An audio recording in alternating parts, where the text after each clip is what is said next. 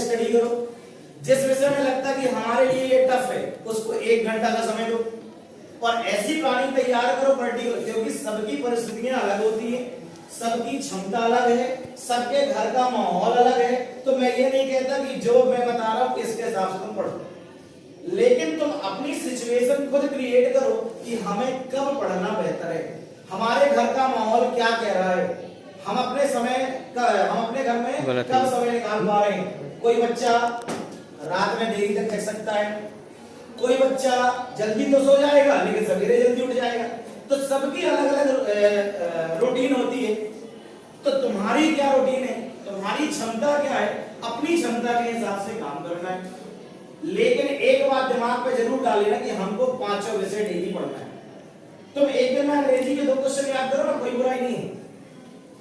एक दिन में हिंदी के 2-4 प्रश्न याद कर लो ना, कोई बुराई नहीं है। एक छोटा सा बिल्कुल प्लानिंग तैयार करो कि अगर हम अंग्रेजी के एक दिन में 2 क्वेश्चन याद कर रहे हैं, एक दिन में 2 क्वेश्चन और सब याद कर सकते हैं, और यदि हम अंग्रेजी में एक दिन में 2 क्वेश्चन याद कर रहे हैं तो सप्ताह भर में हमारे 14 प्रश्न तैयार हो गए। हुए कि नहीं हुए? हुए 14 प्रश्न तैयार कि नहीं? थोड़ा जवाब दो। ठीक है, मोहन दिया है भगवान ने सबको। और एक्टिव हुआ करो जरा क्लास में, निष्क्रिय नहीं, सक्रिय होकर बैठो। सक्रिय होना मतलब मुंह से बोलना। और एक साइंटिफिक रीजन बता देता हूं, क्योंकि हम साइंस की स्टूडेंट हैं, मैंने भी अपनी लाइफ में साइंस लेके पढ़ा है। और साइंस ये कहती है कि जब बच्चा बोलता है तो उसका माइंड एक्टिव रहता है, और जब वो शांत बैठ जाता है तो धीरे धीरे उसका माइंड निष्क्रिय होता जाता है। एक प्रैक्टिकल करो, तुम घर में पढ़ने के लिए बैठे हो, ध्यान से बात सुन लेना, डेली ये बातें नहीं होती। जब तुम घर में पढ़ने के लिए बैठे हो, किसी टॉपिक को याद कर रहे हो, बिल्कुल प्रैक्टिकल करके देख लेना कि सर ने सही बोला है गलत बोला। किसी चीज को तुम याद कर रहे हो, और कैसे याद कर रहे हो? मन बिना बोले, चुपचाप शांत।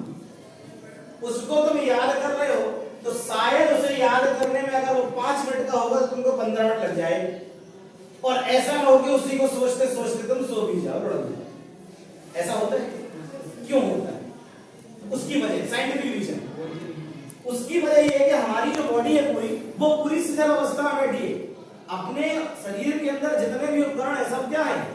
निष्क्रिय हो गए, शांत चुपचाप बैठे हैं, किताब भर खुली है, देख भर रहे हैं, बाकी दिमाग में तो कुछ चल ही नहीं रहा। तो ऐसा ही होता है क्लास में।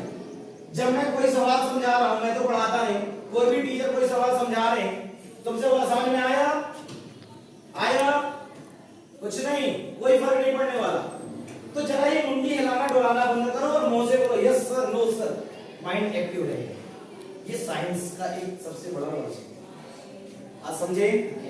यदि तुम कोई भी चीज मुंह से बोलकर जवाब दे रहे हो मतलब तुम एक्टिव हो, और नहीं दे रहे हो मतलब मुंडी मटक रही है। बस हो गया, तो मुंडी मटकने से हमारी बॉडी में कोई चेंज नहीं। तो यदि आप अपना रिजल्ट बेहतर करना चाहते हैं तो 5 विषय पर डे पढ़ें। कब पढ़ना है, कितना पढ़ना है, ये आपके ऊपर मैं छोड़ रहा हूं।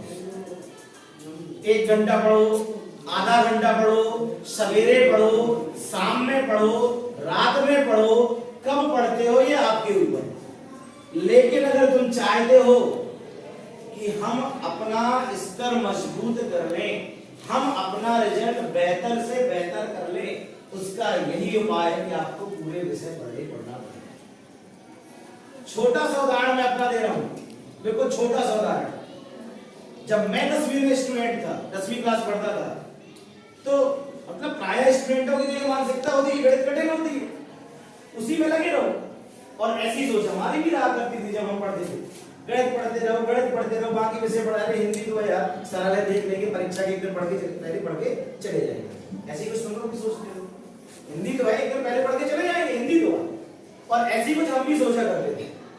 नतीजा ये हुआ कि 10वीं की परीक्षा में हमारे सबसे कम नंबर हिंदी में आए, और वो अपनी लापरवाही है, हिंदी तो पढ़ लेंगे, हिंदी में कहा। तो कभी किसी विषय को कमजोर मत समझो, हर विषय अपने आप में इंपॉर्टेंट है, ना कोई बहुत महत्वपूर्ण है और ना कोई बिल्कुल खराब। हर विषय की एक अपनी वैल्यू होती है और हर विषय अपने आप में इंपॉर्टेंट है। आप समझ रहे हो?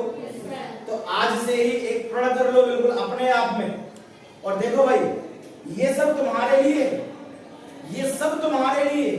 तो तुमको टीचर आता है, पढ़ाता है, डांटता है, मारता है, इनडायरेक्ट उसके पीछे जाओ ना कि आखिर ये जो कर रहे हैं इसके पीछे कारण क्या है, तो यही तुमको दिखाई देगा कि इसके पीछे हमारी बुराई है, ये हमारे लिए किया जा रहा है।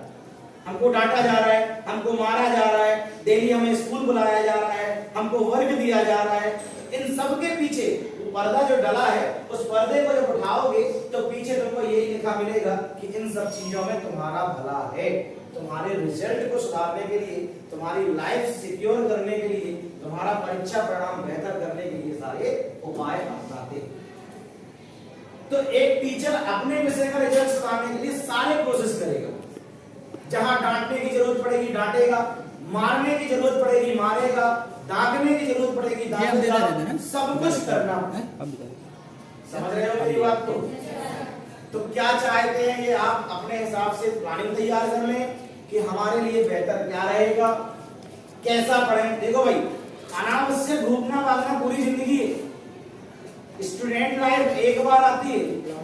अभी अगर तुम संभल गए, ट्रेन पटरी पे आ गई तो वो दौड़ती जाएगी, और अगर ट्रेन पटरी पे नहीं आई, नीचे है, तो आज से साल 2 साल बाद तुम अपना सर भी पटक लो तो लाइन पे नहीं आ सकते, क्योंकि हर चीज की एक उम्र होती है, हर चीज का एक समय होता है। ये तजुर्बा बता रहा हूं मैं अपना, समझ गए ना? तो बिल्कुल अपने आप में सुधार कर लें, अपनी कमियों को पूरा कर लें, रॉन्ग वे जो है सब छोड़कर राइट वे में आ जाए, तभी हमारा कुछ हो सकता है। बाकी तो सकल पूरी अपनी लाइफ डली है, घूमना भागना, यहाँ वहां आना जाना, मौज मस्ती करना, उसके लिए पूरी जिंदगी